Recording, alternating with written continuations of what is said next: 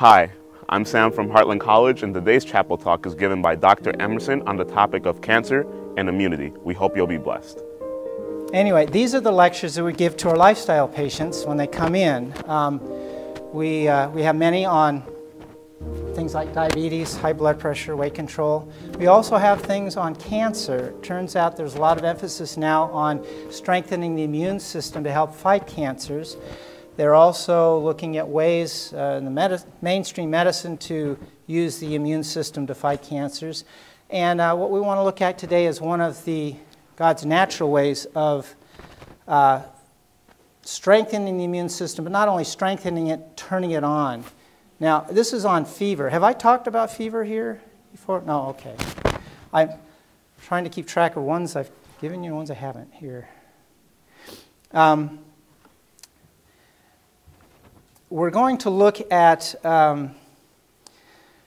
why we address the immune system with cancers. And one of the main concepts is that if a suppressed immune system can cause or allow cancers to come in, then we want to strengthen it. But if a suppressed immune system really doesn't have anything to do with whether you get cancer or not, then we're wasting our time strengthening the immune system. So the first topic today we're going to look at is, can a suppressed immune system allow cancers to develop? It was back in actually the 1940s or so. We're going to look at Dennis Burkitt. He was a surgeon. He was actually in college. He wasn't a Christian at the time, but he went to some Bible studies. He gave his heart to the Lord, and he felt called to go to South Africa to serve the African government as a surgeon. He, while he was there, this is actually this is a wonderful book about his life. Whoop, it's not showing up there. I guess we can do it without slides. Let's see.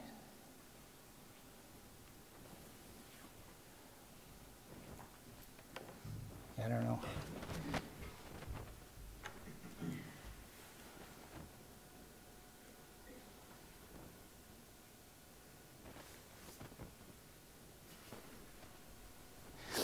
And while he was there, they showed him this 5-year-old who had these tumors in his face and in his jaw. There it is.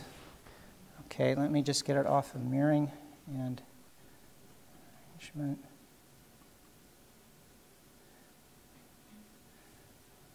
Okay. There's his Burkitt and his wife. By the way, Dr. Burkitt is the one who gave us the concept of fiber. When he retired from being a surgeon, he wondered what to do with his life, so he started studying fiber, and he's the one that showed us how helpful fiber was to preventing cancers in the colon, appendicitis, diverticulosis, diverticulitis, and those things. But this is earlier in his career. This is a picture of one of the first children he saw. They did a biopsy of the tumor, and it was a cancer indeed. They eventually called it Burkitt's lymphoma after him because he was the one that did so much studying on it. It occurred in children ages 2 to 12, and there was not much they could do for them at that point. He studied this lymphoma and found out where it occurred in Africa, and it turned out it occurred only in the tropical belt, where the temperatures were very high. They never dropped below 60 degrees Fahrenheit, and where there was at least 20 inches of rain. Those are the two things they needed for this lymphoma to occur. Those are also the two things they needed for mosquitoes to breed. This distribution fit the distribution of malaria, spread by a mosquito, yellow fever, a viral disease spread by a mosquito, sleeping sickness, and yang fever also spread by mosquitoes. So from the distribution, they believed that this cancer must be spread by a virus, taking the virus from one person to another and causing cancer. That was the hypothesis. So the question was, can a virus cause cancer?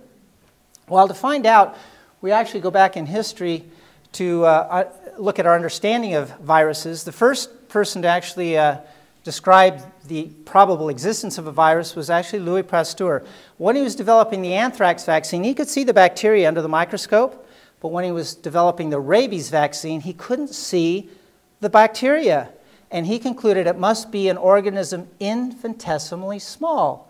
We know today it was the rabies vaccine, which you can't see with a light microscope. Later on, in 1892, Iwanowski looked at this tobacco leaf, and that was a tobacco leaf disease, and they wondered how it was spread. And so they took the leaf, they ground it up with water, they passed it through a porcelain filter. A porcelain filter has very fine holes that will filter out bacteria and parasites, but it will not filter out viruses because they're too small. They will go through the holes. By the way, you can get this at a camping store, REI camping stores. They still sell them today. Purify your water when you're going camping. So what he did, he ground it up, passed the water through the filter, took the water, which didn't have any cells in it, no bacteria, and he put it on a healthy plant. The healthy plant got the disease. So he, again, is concluding that at this point, a virus was transmitting the disease. They called it the tobacco mosaic virus. So we know viruses can cause rabies and tobacco leaf disease, but can it cause cancers? 1898, this is not cutting-edge medicine. This is old stuff. Serenelli of Uruguay, he took some myxomas. Those were benign tumors in wild rabbits, ground them up, passed them through this porcelain filter again, injected it into healthy rabbits, and the wild rabbits got a benign tumor. The domestic rabbits, not as good an immune system, got cancer from it. 1908, Ellerman and Bang, they filtered the blood of a chicken with leukemia. This is a blood cancer. Took the blood, filtered it through the porcelain filter, so all you've got is water and viruses now, injected it into a healthy chicken, and the inoculated chicken got leukemia. This is not good news for people who like to eat chicken. In 1911, Peyton Ruse, New York Rockefeller Institute, took solid tumor, mashed it up. It was a sarcoma in a chicken, ground it up with water, passed it through the porcelain filter, injected it into healthy chickens, and they got the sarcomas as well. Again, indicating a virus was transmitting not only a blood cancer, a liquid kind of tumor, but also a solid tumor. Well, in all these instances, they were never able to see the virus. It wasn't until 1945, when the electron microscope was developed, that they could actually see these viruses. This is the avian flu virus. It didn't exist back when they did these studies, but it was pretty, so I thought I'd show it to you.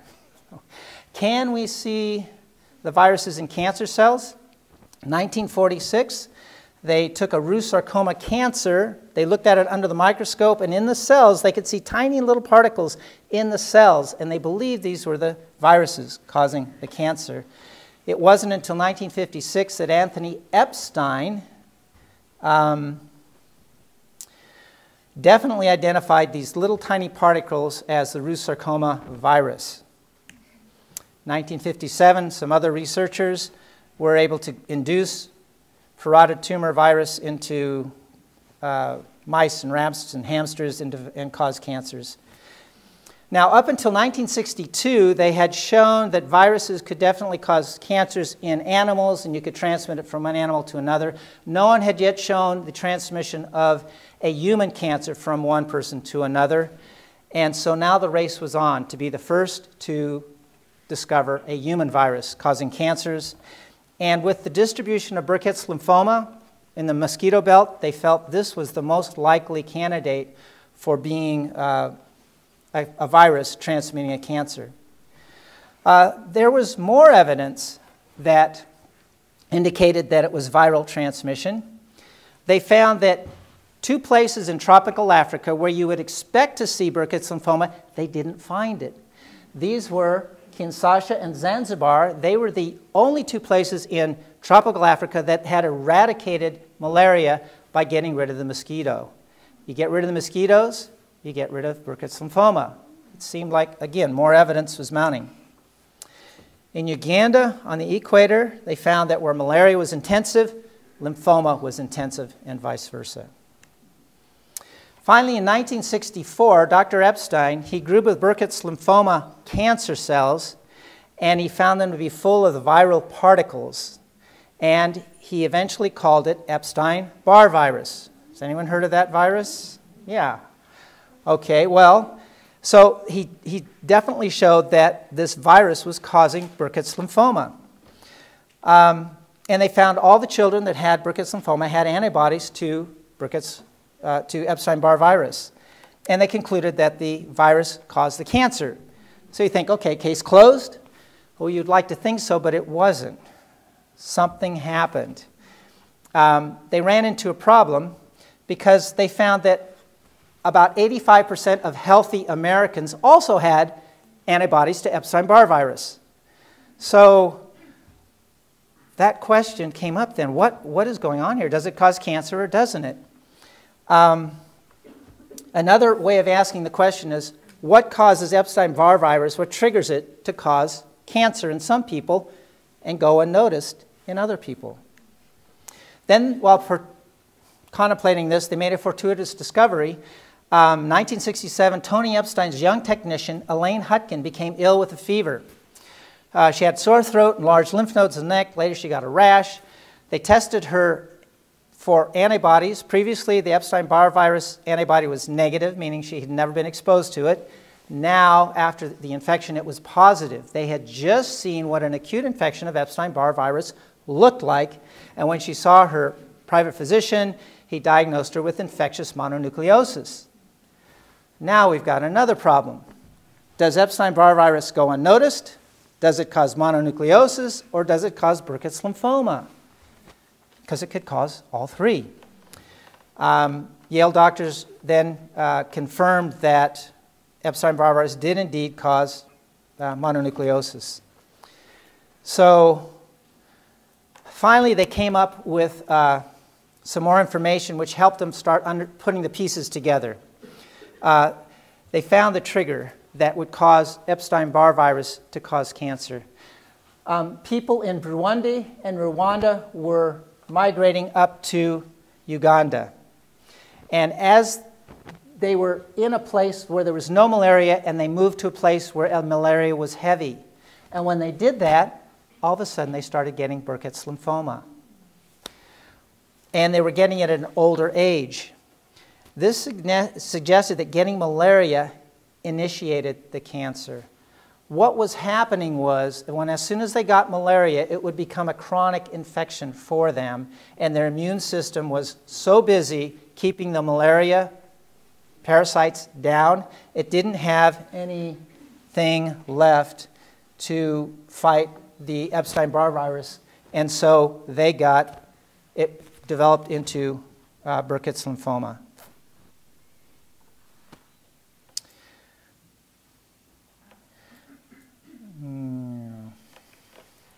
Are there other situations where a suppressed immune system, again, the malaria was suppressing the immune system, leading to Burkitt's lymphoma.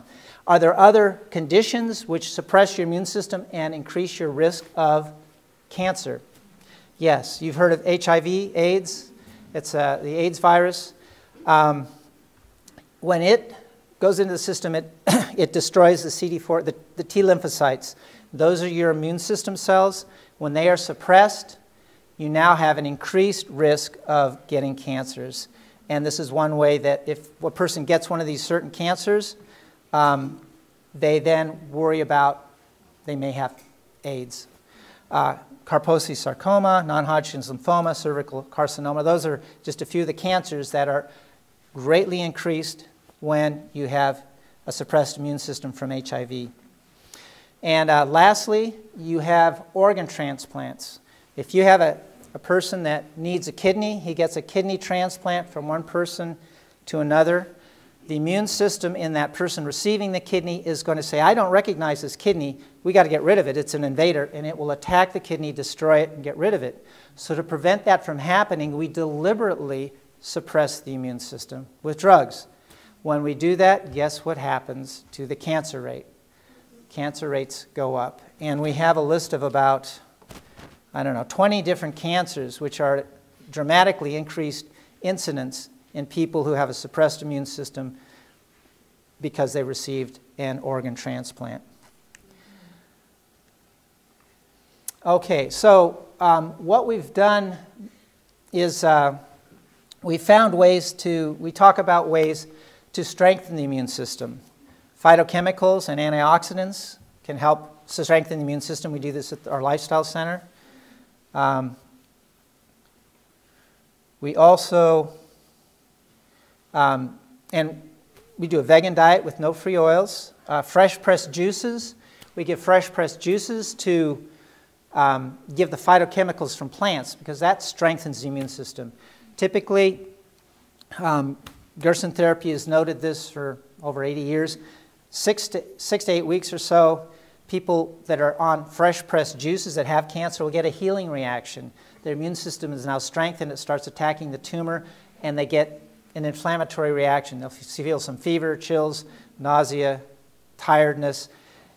They think that's a bad sign. Actually, it's a good sign. It means your immune system is waking up. It's starting to do its job. We've also, T. Colin Campbell has shown that animal protein will stimulate cancer growth. In the China study, he's documented that very well. And so we share that with our patients. You need to be away from the animal proteins. There are certain herbs that have also been shown to be helpful. Easiac tea is probably one of the most notable ones. We share that with our patients. Cleansing enemas can be helpful to stimulate your detoxifying mechanism in your system. But what we're going to talk about tomorrow is how to turn that strengthened immune system on, like a light switch turns on the light. It turns out that fever is what turns your immune system on. When you get an infection, it stimulates your immune system. When you get an infection, your white cells release a chemical which raises the thermostat in your body, goes up to 102, and when that happens, you feel cold because your body temperature is not at your new thermostat set point. So you put on a blanket, you start shaking to generate heat, your temperature comes up to 102. You feel comfortable now in terms of temperature, but when someone touches you, say, "You're burning up, don't you feel hot?" You say, "Well, actually, no, you don't, because you've met your thermostat." You will feel exhausted, though, because to generate that heat, your heart is pumping fast, you're burning oxygen fast, it's like climbing a mountain. So you're going to be exhausted, but it is helpful. When that fever is present, your immune system is turned on, the white cells move faster, they gobble up bacteria faster, the chemicals work better, and we're going to be discussing the different mechanisms that are turned on with that higher temperature. Once the infection is cleared, the thermostat is reset back down to 98.6. Now you feel hot because your temperature is still 102, but your thermostat is 98.6. So now you throw off the blanket, you break out in a sweat, and your temperature comes back down to normal. You think, well, if fevers turn on my immune system, why don't I just have a fever all the time? Because you'd wear out, okay? You'd be exhausted. So your body wants to give you a break. So anyway, tomorrow we're going to look at fevers in more detail and see how they can be used to help fight infections and cancers.